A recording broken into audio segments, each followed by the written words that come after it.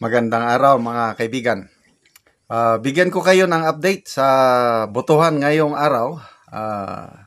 Ako nakaboto na, So tips lang, yung mga pupunta pa sa presinto, huwag nyong idiin yung pag-shade nyo ng inyong balota, yung circle.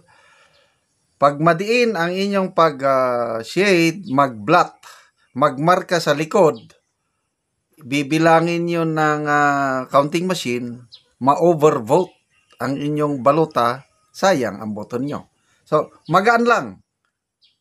Tantama lang na gano'n para siguraduhin lang na hindi magmarka sa likod ng inyong balota. Okay, ito. Problema. Si Mark Anton Lopez, isinare niya ang GMA News. Si Attorney Raul Lambino mismo nakasaksi ng malfunction o panloloko. Ang uban may Facebook reel, automatic counting machine, ACM, yung reel na napanood ko, automatic cheating machine. Bakit cheating machine? Iba yung binoto ni Attorney Lambino, iba ang lumalabas sa kanyang resibo. Nako, delikado. Okay, so basahin ko ang news update ng GMA. Senatorial candidate Raul Lambino encounters a problem with the automated counting machine in his polling precinct at Buenlag Elementary School in Mangaldan, Pangasinan.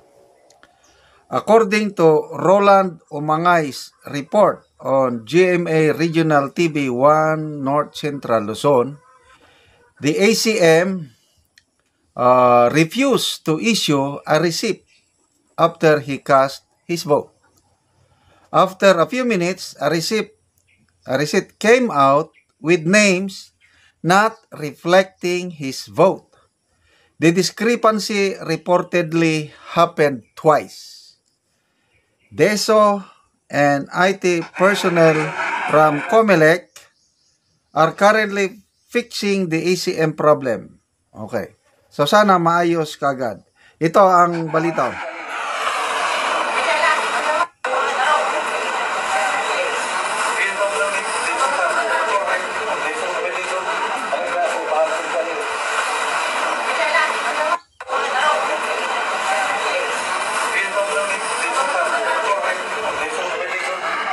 Okay, magbasa tayo sa mga comments ha. Ray Dan. Ito na nga ba ang sinasabi ni Attorney Harold Respicio and Alvin Oy? Haji Ordonez, yun na nga. Sila, sabi niya, ayan na. Francis Cotamora, ang machine sir is very sensitive. Delay ng pag-scan, hindi na straight yung pag-feed. Magja-jam agad-agad ang machine. So, poros kwan sa COMELEC. Iba ang bike. Okay, ito pa, may update din ng Manila Bulletin. President Marcos encounters a technical glitch the first time he fed his ballot into the ACM. He tries for the second time with the assistance of a COMELEC personnel, and it finally pushes through. He checks the receipt and has his fingernail ink. Okay. So, I hope na isolated case lang ito kay Attorney Lambino. Kasi sa aming mag-asawa, in fairness sa counting machine na ginamit ng COMELEC, wala namang problema. Kaya lang, yung mga nauna, mga senior citizen, napansin ko, yung resibo nila, paglabas ng resibo, hindi na nila binabasa. I-shoot diretso doon sa box nga paglagyan ng resibo. Pagdating sa wife ko, dahil sumunod ako sa aking wife, di lumabas yung resibo niya. I-check mo yung resibo mo kung parehas ba sa imong binutuhan, sabi ko. So, ang misis ko, imbes nga i-shoot niya na sa box, tinignan niya. Okay naman siya. Okay, parehas. Sinot niya. Ako, paglabas sa aking resibo, yun, parehas man. Kaya, sana nga, isolated case lang ito, itong nangyari kay Attorney Raul Lambino. So, paalala lang mga kaibigan, yung papunta pa sa presinto para ulitin ko yung pag gamit ng marking pen na provided by Comelec, magaan lang, huwag idiin.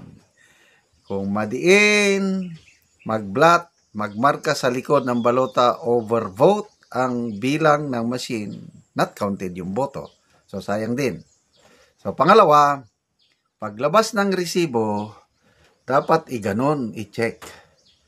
So, ulitin ko, sa presinto na pinunta namin ng wife ko, wala namang problema. Mayroon lang problema, kagabi ata ito, yung OFW na nagboto online. The same problem sa online, straight PDP ang binutuhan ng OFW, paglabas sa resibo, ang nakalagay doon, ang mga kandidato sa kabilang kampo. So yun, sabi ng OFW, nakakadismaya, lantaran na election fraud, panluloko. So sana maayos ito ng Comelec, sayang naman, more than 1 million ang OFWs natin na ni-require na magboto online. So, sagrado po ang ating boto. Ito, may nabasa akong post kanina. May namatay na kalimutan ko na yung lugar. Tingnan ko nga.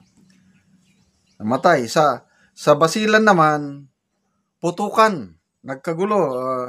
Nagtakbuhan ang mga nagtakbuhan. Ito, one person was killed in a shooting incident in Silay City, Negros Occidental on Election Day.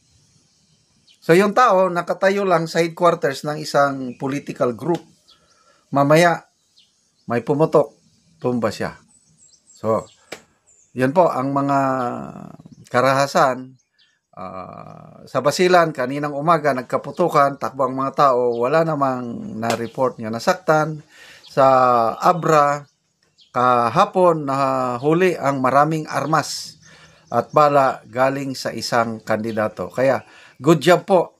Pasalamatan natin, i-commend natin, saluduhan natin ang PNP SAF at AFP Philippine Army na nakasabat sa isang checkpoint yung maraming armas na sana gagamitin pananakot doon sa Abra.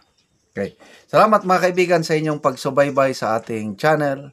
Nakakatulong kayo ng malaki sa Tribong Talandig. Ang income po natin sa channel nito is pantulong sa Tribo Talandig ng Bukidnon. Namimigay tayo ngayon ng libreng yero at pako para ma-repair ang sira-sirang bahay ng Tribong Talandig. Panoorin nyo ang video na ito. Ni ang yero nga itabang sa mga tao nga kadtong daot na ilang balay.